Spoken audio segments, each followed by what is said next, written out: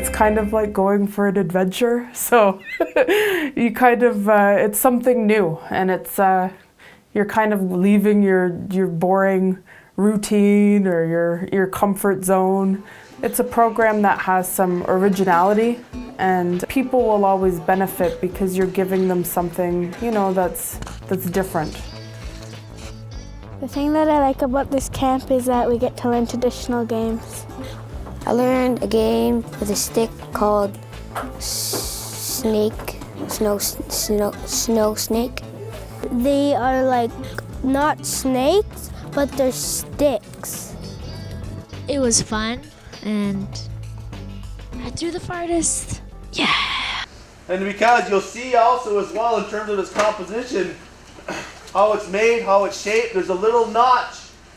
There's a little notch at the end here where you put your finger. I think the big message is that we have our own games, we have our own teachings, and they all stem from our creation story. And everyone, doesn't matter what nation, if you're Mishkegawak, which she is, and Haudenosaunee, who am I, and Anishinaabeg, Hoji Cree, doesn't matter what nation you come from, we all have our own games, and it's up for us to recognize what they are and what makes us happy. That's really what I want to share in there, is finding out what you like and what you love to do, and gravitate to the things that give you energy and make you happy. And to me, that's the message I want to send to the young people. High or low? No matter? Oh! Did that go through? That went right through, huh? That's 3 points right there. Oh, wow. Nice shot. You almost hit it last time. Your beta cells, they constantly monitor your bloodstream and how much sugar's in there, right? And if it's too high, it tries to pump out enough to bring it down to a good level, right? And those levels, right? The levels you want to be at, for example, first thing in the morning is between 4 and 7, right? But after meals, it's between 5 and 10, right? So if your beta cells sense that they're too high, they're going to try pumping out more to bring it down, right? I didn't understand how everything really just works all together for every reason. God made us so that everything works in harmony, and we upset that by not eating the way we should be. So how do we prevent the pancreas from working too hard to try to pump out enough, is to kind of give it a good portioned amount. And when you picture your carbohydrate should be around a fist size. Everything is to be eaten in moderation. It doesn't mean that we have to totally change up our diets, but to be aware of what we're consuming into our bodies and the size of the portions that we are consuming. Today we did a talk on healthy eating with touching on diabetes. So mainly it's to bring awareness to people about what it is, how lifestyle, so physical activity and diet are a huge component in maintaining also a good quality of life. So what I was trying to achieve is, of course, bring about awareness, provide them with skills so that they make decisions in the grocery stores about what are healthy foods, and self-empowerment to, again, improve quality of life. It all comes back to your plate at the end of the day, regardless, right? To help kind of keep that, the pancreas working properly and not exhausting it. I've learned a lot about my pancreas, about diabetes, how it works really hard if you eat sweets and potatoes, chips and stuff like that. I like that how we're eating healthy, and like that I learned not to eat as much junk food. Before people came to the camp, the dietitian helped make the menu for the camp. I can't even explain about the food. The food's so good. We do our cooking in a good way. My role is usually to ask for the blessings for the meals, and then I do sunrise ceremonies at sunrise, and then I usually tell stories in the evening. Why didn't you make me an eagle? Why did you make me a mouse? Just a lousy mouse, that's all I am. And I wanted to be like the eagle, to fly up there, to look around like the eagle does, and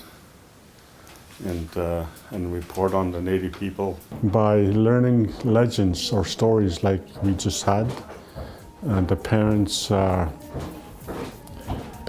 will be able to pass those stories down to their children, and then the children will become well balanced by knowing those stories in their minds, in their hearts.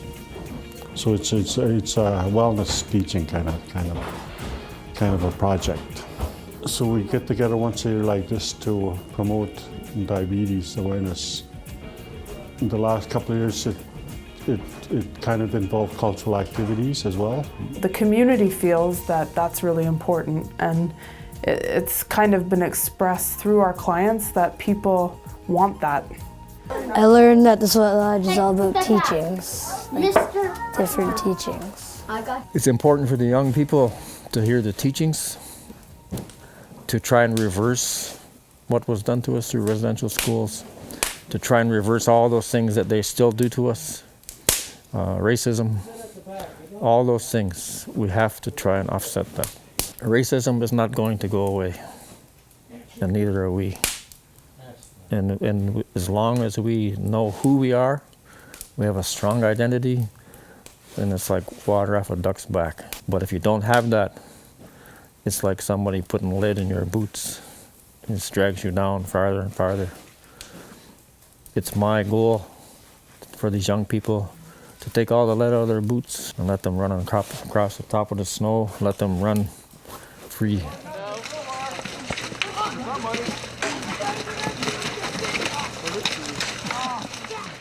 Here at the camp, we're trying to really gain an appreciation for the holistic approach. So it's not just, medications and diet, but it's a lifestyle and incorporating really it's an individual thing. So it's never going to be the same thing for each person, depending on their social situation, budgeting, all that sort of thing.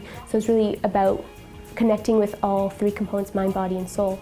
I think it's the essence of who we are. If you're healthy, it starts with mind, body, and spirit, and that's all comes from within. And like everything that Deborah Disney is doing here, I think it really typifies that. And I think it's just a wonderful camp to be at. It's outdoors. It's in a tranquil facility along the lake. You couldn't ask for anything better.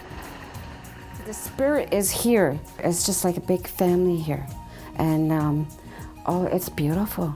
You have the lake right there, you have the lodge, you have the kitchen, and we all participate in cleaning the dishes, sweeping, mopping the floors, taking care of each other.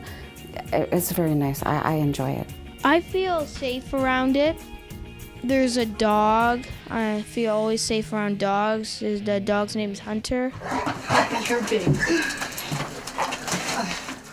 They got good fires here.